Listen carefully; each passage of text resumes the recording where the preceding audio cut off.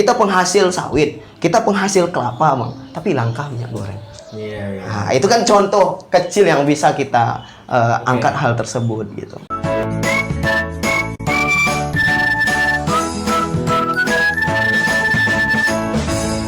Halo sahabat anggaran, assalamualaikum warahmatullahi wabarakatuh. Bertemu lagi kita dalam channel anggaran kita bersama saya Taufik Fitra Riau. Kita akan mengupas berbagai isu ya, isu kedua terkait dengan kajian-kajian Fitra, terutama soal pandangan dan perspektif sudut pandang kajian-kajian yang kita keluarkan berdasarkan rilis opini maupun hasil-hasil infografis kita. Nah, ini menarik ya, sahabat anggaran. Saat ini kalau kita lihat ya, pemerintahan saat ini itu sudah masuk ke sudah berjalan 3 tahun berjalan ya, pemerintahan Pak Samsuar dan Edi Nasution. Nah, ini menarik juga kita kupas ya dengan pandangan milenial ya, perspektif milenial, yaitu sudah hadir bersama kita teman-teman dari BEM Undri. Assalamualaikum. Waalaikumsalam warahmatullahi wabarakatuh. Oke. Jangan tegang-tegang kali, bro. Aduh, biasa kaku. Iya. Presiden mahasiswa ya? Oke, saya Mas Ganjar atau siapa? Bukan ya? Kahar ya? Kaharudin.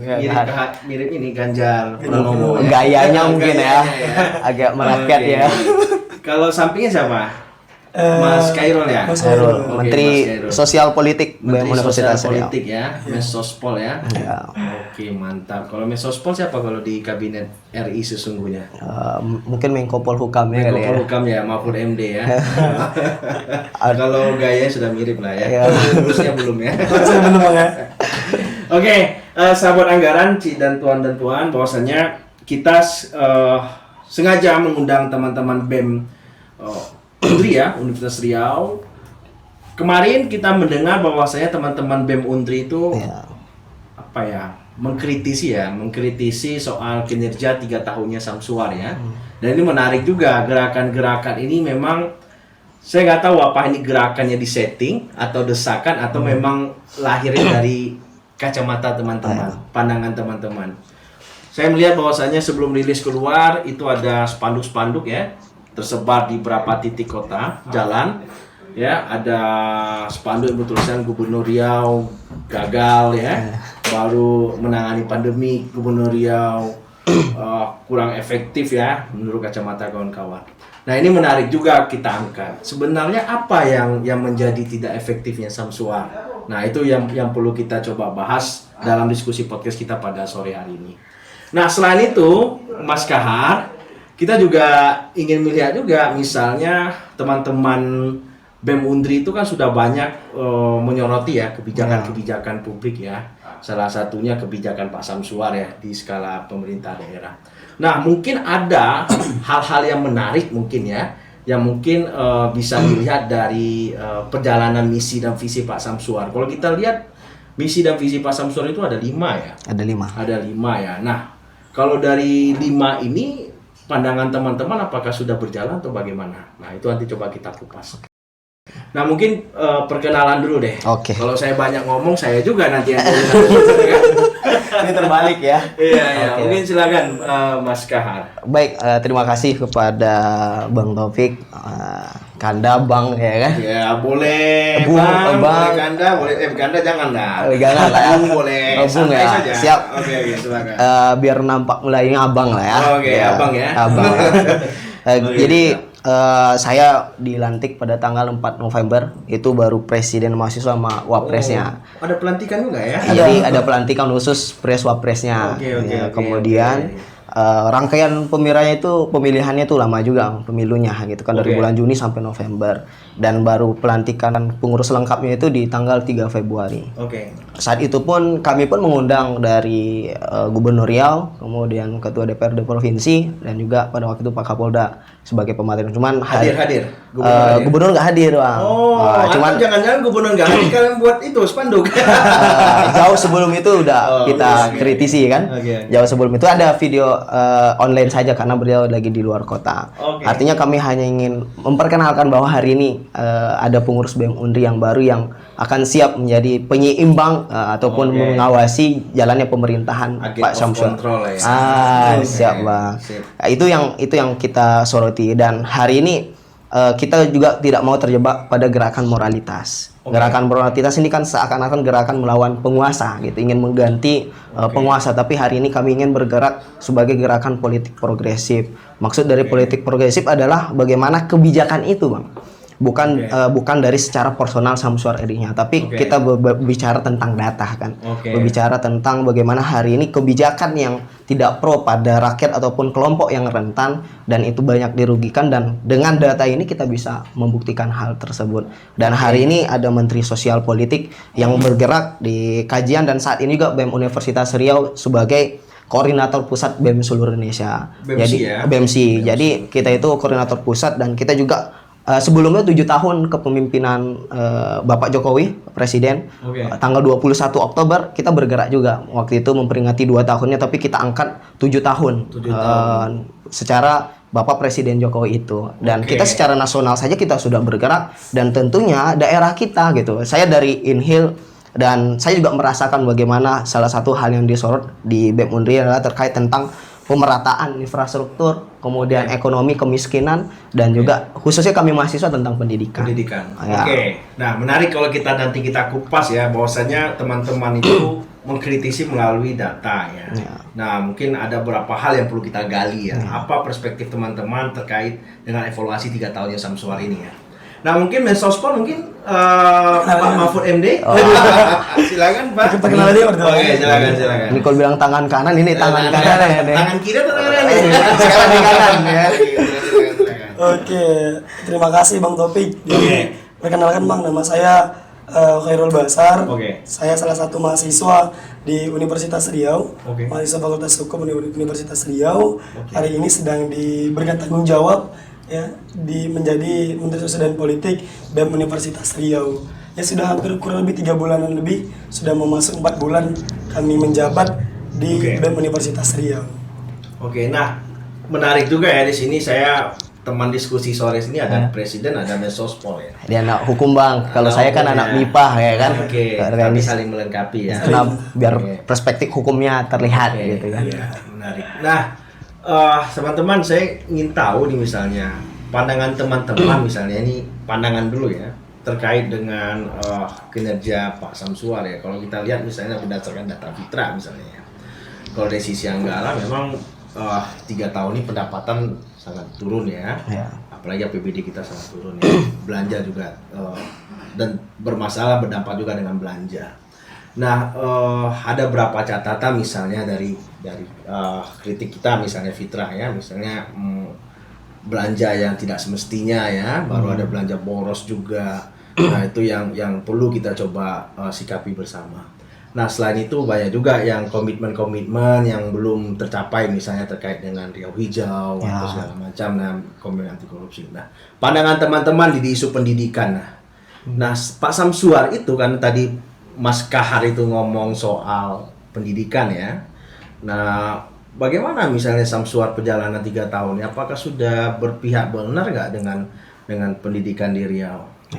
Gimana Pak? Kita melihat juga visi dari Bapak Syamsuar Edy ini terwujudnya Riau yang berdaya saing, sejahtera, bermartabat dan unggul di Indonesia. Tentu kalau berbicara tentang visi, tentu berbicara tentang SDM di sana.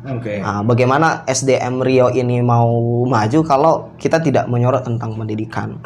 Contoh salah satu kabupaten pun tentang pendidikan yang pemerataan. Contoh di salah satu kabupaten Meranti ya, bagaimana pendidikan di sana, dan salah satu mahasiswa di sana bahkan mengatakan bahwa sampai saat ini ada yang buta huruf gitu.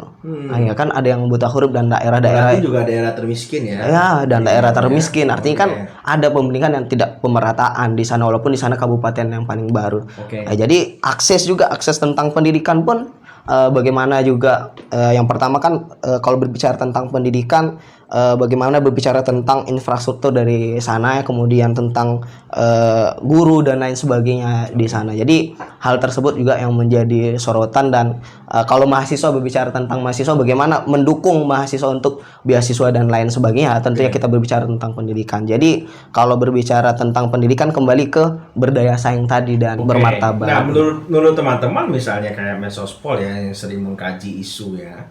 Nah, data-data apa ya misalnya yang kurang efektifnya Pak Samsua selama 3 tahun ya, mungkin bisa dipublikasikan ke sahabat anggaran ya. Misalnya salah satu pandangan itu yang menjadi alasan kenapa teman-teman itu memasang spanduk di berbagai titik jalan di Kota Pekanbaru ya. Apa alasannya itu misalnya? Nah, itu yang bisa menjadi sebuah perlu kita diskusikan. Atau tidak ada alasan kawan-kawan memasang spanduk? Pasti ada alasan ya kalau bicara soal pendidikan. Karena kita bicara soal data ya, tadi kawan-kawan bicara data. Kalau untuk kajian kita udah mengkaji dan sebenarnya itu kita siapin untuk kado gitu, karena ada gerakan selanjutnya yang mau kita berikan hadiah ya. Kado ulang tahun dari mahasiswa, mungkin disampaikan lah oleh Pak Mensospol yang berbicara tentang datanya lah, karena kalau tentang pendidikan berkualitas ini ya kualitas gurunya dan memberikan intensif kan, dan bagaimana juga mendorong memberikan beasiswa S1, S2 dan S3 baik itu dalam negeri ataupun luar negeri. 2022 ini atau 2021 kemarin nggak ada beasiswa emang? Beasiswa ada. Ya? Oke, izin Bang ya. Jadi memang kalau kita berbicara tentang pendidikan yang berkualitas dalam upaya mewujudkan visi ataupun dalam upaya mewujudkan misi yang nomor 1.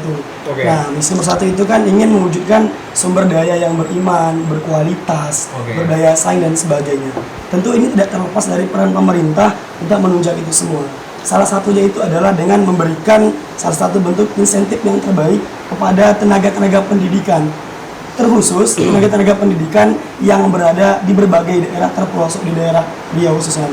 Nah, hari ini kami melihat berdasarkan data yang kami lihat bahwa pemerintah Riau hari ini terfokus kepada tenaga guru ataupun tenaga pendidikan yang berada di daerah perkotaan. Kemudian bagaimana anggapan dari pemerintah Provinsi Riau terhadap tenaga pendidikan yang berada di daerah terpencil. Bahkan di beberapa sudut kota di beberapa sudut daerah yang ada di Provinsi Riau itu hari ini mereka masih banyak sekolah-sekolah yang belum ditunjuk dengan baik oleh pemerintah Riau. Nah, lalu bagaimana hari ini kita ingin membentuk sumber daya yang berdaya saing, sumber daya yang berkualitas, dan itu yang belum terjawab oleh Bapak Samsua. Dan aturan pusat pun terkait tentang PNS kan. Guru kan sekarang kan P3K. Nah, ya kan di sana juga berbicara tentang hal honorer dan sebagainya, dan juga Riau ini harus memperhatikan juga berbagai mengangkat budaya Melayu dan lain sebagainya. Contoh kalau madrasah kan madrasah Aliyah dan SMA itu berbeda gitu kan. Itu kan salah satu guru juga. Dan ada juga keluhan dari kalau yang memikirkan guru di madrasah Aliyah nih bagaimana yang di bawah Kemenak kan itu beda kan, ke bawah Kemendikbud, di bawah Kemenak itu kan, itu dipikirkan juga terkait tentang hal tersebut. Kemudian kalau sekarang mungkin ada dana provinsi, kemudian ada juga dana kabupaten ya untuk sekolah ya, tentang hal tersebut. Benar, gitu. kalau kita lihat misalnya dari sisi kewenangan ya, kalau SMA, SMK itu kan memang kewenangan provinsi, SMP, SD itu kabupaten. Nah, sejauh ini memang kalau kita lihat dari sudut sekolah, infrastruktur sekolah, mungkin kawan-kawan berbicara kemarin mungkin ada data ya. Kalau kita lihat survei milenial itu jelas, maksudnya dia berdasarkan survei ya, berdasarkan survei. Nah, kalau kawan-kawan ada nggak melakukan sebuah penelitian ke lapangan atau pada saat magang KKN melihat suasana-suasana sekolah yang belum disentuh, itu pernah nggak melihat atau mendengar hal-hal kayak gitu di wilayah Provinsi Riau? Di daerah mana itu? Baik. Kalau kita lakukan hal tersebut, bahkan kita ada mengajar ya, mengajar di Pekanbaru pun ada juga ya kan, tentang hal tersebut dikondisikan. Cuman bisa sama Sospol deh biar lebih bahasan terkait tentang hal tersebut. Terima kasih Bang. Jadi memang kita aktif juga di salah satu program-program kerelawanan yang sampai ke pelosok-pelosok negeri. Artinya gini, kita pernah berkunjung itu ke daerah salah satu itu Kabupaten Siak. Kemudian memang juga pernah berkunjung ke Meranti, bahkan di salah satu lembaga kerelawanan ataupun kemanusiaan lah saya katakan. Kami juga langsung studi di sana, bahkan kami menginap di sana. Bahasa itu pengabdian di sana, dan kami melihat bahwa begitu kasihan sekali, bahkan begitu kami melihat sangat prihatin sekali. Lalu bagaimana pemerintah dalam hal ini? Bahkan tenaga pengajar di sana saja, tapi kami juga memaklumi bahwa akses untuk tenaga pengajar ke sana, tenaga pendidik ke sana itu. Kalau di Siak di mana? Daerah mana? Ada nama itu Kampung 40. Oh, Kampung 40 ya, yang menjadi sengketa sekarang. Yang menjadi sengketa Kampung 40. Siapa yang ngambil alih kan, Bang? Iya. Kemudian juga kami melaksanakan studi di sana. Memang kalau untuk akses jalanan memang sangat memprihatinkan sekali. Bahkan memang kalau kami pakai sepeda motor itu hampir satu lutut ke atas gitu kan. Saking kan dalamnya becek kan itu. Jadi ketika kami ke sana harus melewati sungai dan segala macam, sehingga tenaga pendidik yang ada di sana itu kesulitan. Berarti kalau saya tidak langsung ya gambaran, di Riau ini masih ada sekolah-sekolah seperti Laskar Pelangi itu ya? Ya? Akses jalan yang sulit, ya, baru infrastruktur yang nggak ada, masih ada ya? Masih ada. Nah, Kemarin itu karena kan situs mendukung, Bang, akses untuk ke sekolah, pemerataan pembangunan. Ini harus dijawab ini kalau misalnya ada nanti sahabat anggaran yang menonton ya, mungkin pegawai dinas pendidikan salah satu mungkin harapan kita menonton, ya ini mungkin bisa dilihat bahwa di Kampung 40 itu juga menjadi sebuah pemerhatian juga, diperhatikan juga oleh pihak pemerintah ya. Iya. Oke, menarik itu. Nah, apalagi kalau kita lihat infrastrukturnya juga belum merata, ya, apalagi ada masalah konflik ya. Nah, itu mungkin jadi tantangan Pak Samsuar ya. Kalau saya pun dari Inhil pun juga wilayah akses kan pembangunan. Kalau udah berbicara tentang salah satu kabupaten Indragiri Hilir itu akses jalan, Bang. Akses jalan, akses pembangunan itu kita sorot itu tentang infrastruktur juga. Karena bisa dilihat, Bang, karena kalau di Inhil itu kan sungai yang banyak kan, aksesnya tuh masuk ke dalam. Apalagi kita itu ada survei mahasiswa bidik misi ya. Itu kan kalau kampus itu langsung turun ke lapangan. Dan kalau bercerita dari yang survei itu ketika di Inhil itu masuk ke dalam Bang gitu, nyebrang dan sebagainya. Bahkan sekolah itu karena jauh aksesnya, siswanya pun sedikit gitu. Kalau di saat itu kita mau sekolah di situ, jumlah siswa kan harus di jumlah di sana ya kan yang harus dilihat. Jadi hal tersebut kenapa kita pendidikan, infrastruktur terkait tentang kemiskinan, ekonomi gitu kan, itu saling keterkaitkan satu sama lain. Berarti kalian menyoroti evaluasi Samsuar soal pendidikan, kedua kemiskinan, infrastruktur, baru ekonomi. Ya, itu karena salah satu konsentrasi kerja dari Bapak Samsuar Edi yang kalau dikasih penilaian dari 4 isu ini berapa nilai untuk Pak Samsuar? Waduh, dia 1 sampai 10 berarti. Iya, 1 sampai 10. Berapa nilainya? Remedial lah. Nggak sampai KKM ya kan. Harus artinya harus ada peningkatan. Kalau nilai berapa nilainya? 6,5. 6,5 ya, berarti KKM kami itu 75 ya. Artinya kita juga nggak bisa, saya menganggap pasti ada usaha dari Bapak Samsuar Edi. Cuman sisa untuk mencapai 35 ini 2 tahun yang tersisa ini. Tolong dimaksimalkan 2 tahun yang tersisa ini. Karena ada kalau catatan kami, itu pendidikan berkualitas, pelayanan kesehatan yang lebih baik, yang ketiga pemerataan pembangunan, keempat peningkatan ekonomi kerakyatan dan penanggulangan kemiskinan, kelima penyediaan lapangan kerja, pembangunan keagamaan, pembangunan pariwisata dan budaya, yang kedelapan penyelenggaraan pemerintahan yang baik bebas KKN. Jadi itu kami berdasarkan apa konsentrasi kerja dari Bapak Samsuar Edi ini. Kenapa? Dari semua itu nilainya kawan-kawan lapor itu 6,5.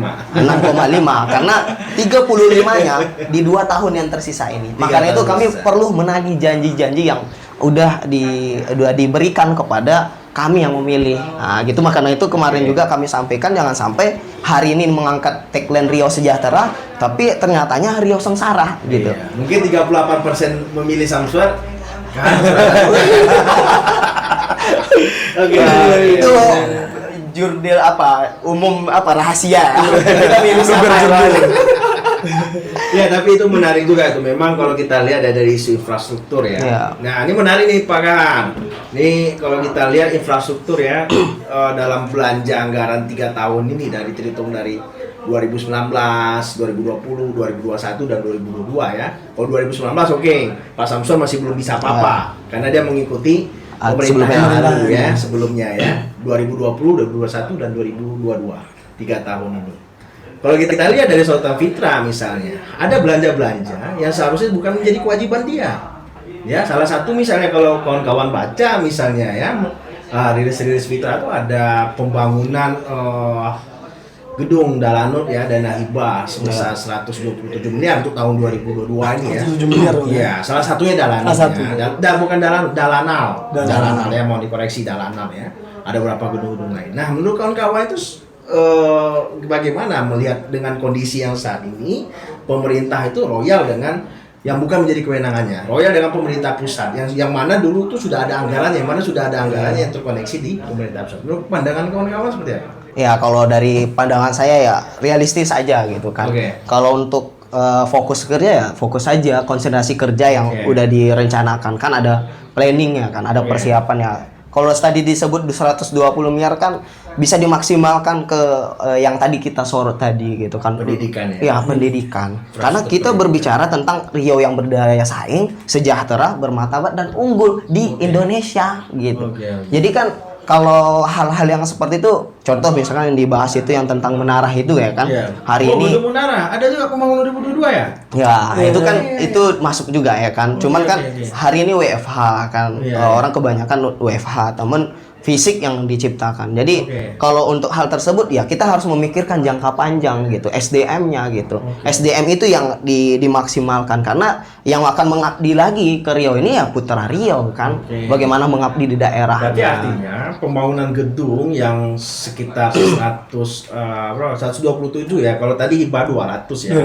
127 itu juga bukan 198 ya kalau nggak salah saya itu juga nggak maksimal juga ya diberikan untuk tahun ini ya. Dan juga kita nggak menafikan bahwa tahun ini adalah tahun momentum untuk 2024 gitu. Jadi menurut kawan-kawan tuh harus gimana? Terkait yang mana nih? Yang dana hibah, baru yang kedua pembangunan gedung. Ya kalau kami ya tadi yang disebutkan 8 tadi ya kalau bisa dananya dimaksimalkan ke sana ke gitu. Misinya ya. Ke visi misi karena kami pilih Bapak Samsuar ini yang ke rakyat Riau ini memilih itu masyarakat Riau memilih karena apa yang disampaikan visi misinya bukan tentang apa yang dihibahkan yang ini dampaknya gitu. Karena kita memilih seseorang itu berdasarkan visi misinya gitu, berdasarkan apa yang Anda jual kepada kami gitu kan. Visi misi kan itu marketingnya gitu, daya jual kepada kami agar kami memilih ya kan. Tapi kalau nggak sesuai dengan itu, itulah kami hadir hari ini, kami menagih gitu, mana janji-janji yang 3 tahun yang udah diberikan kepada kami dalam hal kampanye dan lain sebagainya, tapi hari ini kami nggak melihat gitu hal tersebut, walaupun banyak ya mungkin penghargaan gitu. Tapi kami mau bukti nyatanya gitu. Jangan sampai tadi kami bilang adalah hari ini Riau berdaya saing, Riau sejahtera, tapi Riau hari ini masih sengsara gitu. Berarti belum terlihat sama sekali ya. Kalau belum terlihat sama sekali, itu biarkanlah orang yang menilai. Tapi kami berdasarkan data kami bahwa masih ada yang perlu diperbaiki. Dan masih ada yang menjadi sorotan. Ya tadi karena berbicara tentang visinya tadi berdaya saing, bermartabat, ya berbicara tentang SDM dong gitu kan. Bagaimana SDM di Riau ini yang dimaksimalkan dan tentunya akses gitu, infrastruktur ini gitu. Saya pulang ke Inhal aja susah kan ya kan aksesnya. Di situ gimana jalannya? Wah, jalan yang provinsi ya? Iya, jalan provinsi. Tak Bang. Berjumpalah sama yang pengangkut kayu ya kan. Tapi kalau kita lihat ya, influencer-influencernya Pak Samsul tuh banyak ya, kalau kita lihat ya. Ketika ada beberapa teman-teman yang mengkritik membangun ya, kayak generasi milenial yang kemarin ya mengeluarkan beberapa survei, Cakaplah juga mengeluarkan beberapa survei ya, baru teman-teman ini ya mahasiswa ya. Nah dari panduan data yang disampaikan dengan teman-teman itu, nah itu kalau kita lihat ya di beberapa media ya, dengan hasil kawan-kawan tuh mengiyakan nggak dengan apa yang disampaikan oleh teman-teman yang pro dengan kebijakan Pak Samsuar, bahwa Pak Samsuar itu bagus di ini. Untuk kebebasan bagus atau enggaknya itu kembali kebebasan kan dalam hal berdemokrasi, dan hari ini kami punya juga membawa kajian. Ini mungkin gimana kajiannya? Banyak datanya. Ya, ini saya mencetak ini bahkan yang belum. Itu ada grafik, Bu. Grafik apa itu? Ya, kami berdasarkan data yang kita tidak peroleh itu. Data kemiskinan ya. Ya, kami minta berdasarkan dinas terkait ya. Mungkin Sospol lah lebih tepat supaya menjawab terkait tersebut. Jadi memang kami Bang, berdasarkan data itu kami juga melaksanakan berbagai macam kajian-kajian. Kami juga mengundang, contoh di bidang ekonomi kami mengundang dosen-dosen ekonomi, di bidang pembangunan kami juga mengundang dosen-dosen ekonomi pembangunan yang memang mereka pakar di bidangnya, dan kita coba telaah itu dari sana. Tentu kalau hari ini saya sendirilah yang misalnya bernotabene sebagai mahasiswa Fakultas Hukum, maka rasanya kalau kita berbicara ekonomi mungkin ada yang beranggapan, loh dia kan mahasiswa Fakultas Hukum, janganlah sok berbicara tentang ekonomi kan gitu kan. Tapi hari ini kita langsung berdiskusi dengan pakarnya, langsung kita undang dosen ekonomi, doktor, juga kita undang dari segi pembangunan, ada dosen ekonomi pembangunan kita undang, kemudian kita berdiskusi. Apa hasilnya? Hari ini memang secara pertumbuhan ekonomi itu baik. Pertumbuhan ekonomi kita baik. Peringkat 3 berdasarkan BPS data BPS. Kemudian setelah kita telaah kembali, ternyata peran pemerintah dalam pembangunan ekonomi ini minim. Nah, di mana letak pertumbuhan ekonomi ini disebabkan oleh swasta ataupun selain dari government. Jadi artinya pertumbuhan ekonomi ini tidak pertumbuhan ekonomi ini minim kontribusi pemerintah di dalamnya, Bang. Sementara yang terus berkontribusi itu adalah swasta yang terus meningkatkan tingkat pertumbuhan ekonomi di wilayah Riau. Termasuk beberapa waktu yang lalu kami juga melaksanakan studi lapangan ke masyarakat. Kami langsung tanyakan ke beberapa titik, wabil khusus di daerah Pekanbaru, kami tanyakan bagaimana Bu pendapat Ibu di kebetulan pada waktu itu beliau berprofesi sebagai pedagang. Kami tanyakan gimana Bu pendapatan Ibu yang pada biasanya, kemudian bagaimana pada 3 tahun belakangan ini termasuk juga di masa Covid. Mereka sampaikan pada survei. Langsung Undri melakukan survei ke lapangan langsung. Sudah ke lapangan langsung, kami juga ada video rilisnya. Nanti boleh dilihat Bang di akun Instagramnya BEM Undri. Kami langsung studi lapangan, tanyakan langsung survei ke masyarakat di sana di daerah pasar, karena menurut kami pasar adalah tempat yang paling strategis, tempat pelayanan ini ya, antara masyarakat satu dengan yang lain itu sering berkontak di sana kan gitu. Jadi kami tanyakan langsung gimana Bu pendapatan Ibu selama 3 tahun belakangan, ditambah lagi di masa pandemi Covid. Mereka sampaikan kalau kita lihat dari tingkat 100% yang awalnya misalnya 1 juta. Nah, sekarang pendapatan kami itu tinggal 500.000. Lalu kami tanyakan, kemana Bu yang 500 ribunya itu? Hanya mereka tidak bisa menjawab. Kami hari ini tidak bisa menjawab kemana 500 ribu itu, gitu kan? Kenapa seperti itu Bu? Karena memang hari ini kalau kita katakan harga bahan-bahan pokok ada yang melambung tinggi, ada yang termasuk harga yang meningkat, kemudian ada juga harganya yang stabil. Nah, peran pemerintah daerah di mana di situ? Nah, itu dia Bang, peran pemerintah daerah, karena tentu di sini di pertumbuhan ekonomi ini masyarakat masih belum merasakan kebijakan di sana. Nah, tentu akses rata-rata di pertumbuhan ekonomi ini, wabil khusus di bidang perdagangan, penjualan bahan pokok, tentu dari satu daerah ke daerah yang lain. Yang buat mahalnya itu adalah akses transportasi ataupun jalan ke tempat-tempat yang sifatnya itu strategis. Nah, terkendala itu di sana. Contoh, misalnya kita ada melaksanakan penyeberangan. Kalau penyeberangan itu diadakan misalnya jembatan, tentu akan mempermudah akses jalanan mereka dan harga tidak akan melambung tinggi. Tapi kalau hari ini contoh ke daerah-daerah pesisir, ketika kita mengakseskan ke sana dengan jalanan yang cukup sulit, harus naik speedboat beberapa kali, tentu sudah antri lagi. Itu udah berbeda lagi dia, Bang. Udah berbeda lagi. Fasilitas yang belum mendukung. Dan jangan berbangga juga.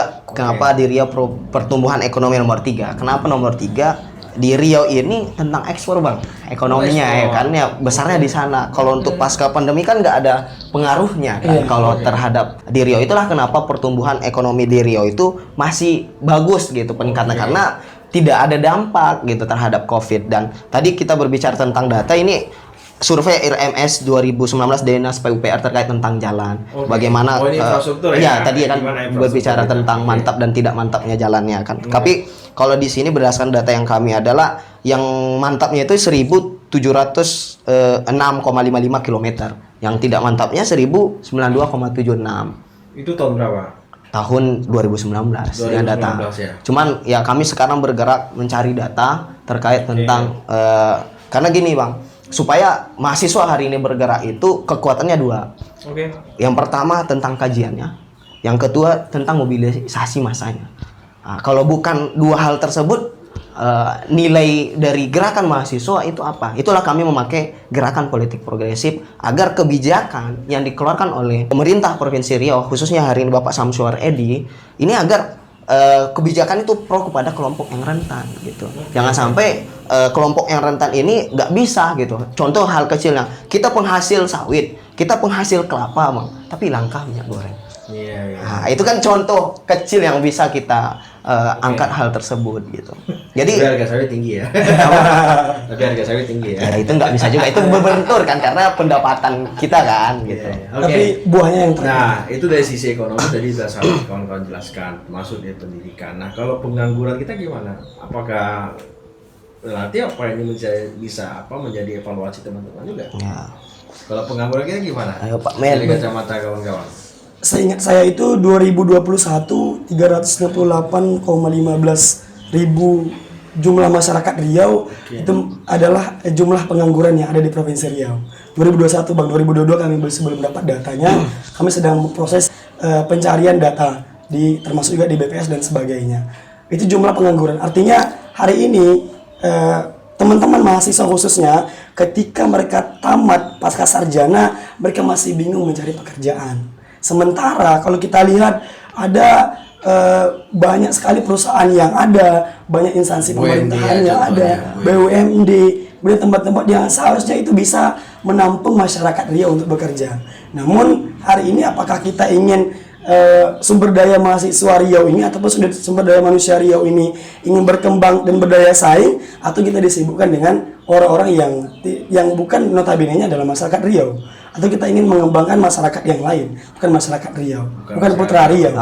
Makanya itu Bang, tadi fokusan kita adalah tentang Riau yang berdaya saing, bermartabat. Itu kan visi dari Bapak Samsuar Edy. Itu kan berbicara tentang SDM Bang. Artinya ya kita meminta sebagai putra Riau, rakyat Riau itu yang dikedepankan gitu, supaya ke depan ada pengisinya gitu. Jadi kita harus, walaupun Bapak Samsuar Edy hari ini menjabat, ya fokus aja gitu periode ini ya gitu. Untuk periode nanti itu jangan sekarang gitu fokusannya. Maka itu perlu fokus mencapai visinya. Visinya gitu, unggulnya. Bercerita tentang BUMD, Riau ini salah satu BUMD yang legalitator kan. Bagaimana hari ini kita bisa mencapai 100%. Bahkan terkait tentang bercerita tentang energi lagi kan, hari ini mungkin gerakan mahasiswa itu 100% milik Indonesia Blok Rokan, tapi bagaimana hari ini Blok Rokan ini betul-betul untuk membantu Provinsi Riau. Dampak besarnya itu kepada Provinsi Riau. Biaya 10% ya. Iya, biaya 10% kan BUMD-nya, dan kita nggak mau juga membahas tentang siapa pengisi di sana ya kan.